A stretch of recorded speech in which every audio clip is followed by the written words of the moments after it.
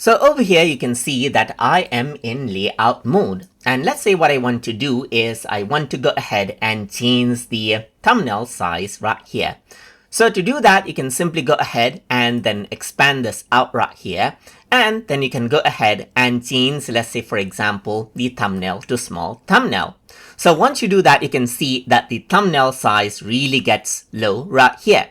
Apart from that, you can go ahead and expand this and go for medium thumbnail right here, which is the default thumbnail size you see when you come to the layout section.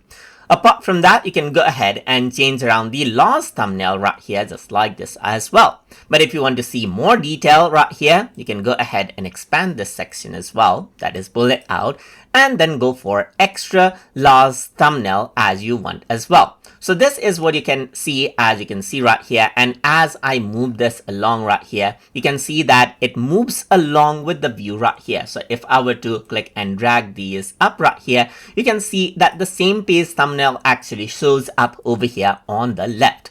That is because the scroll with view is option. So if I were to turn this off, however, and then if I were to scroll down, you can see that the thumbnail stays in place as it is without changing.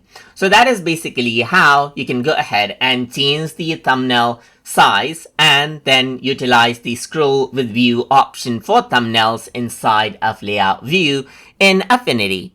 So I hope you guys learned something as always. And as always, please like, comment, share, and subscribe.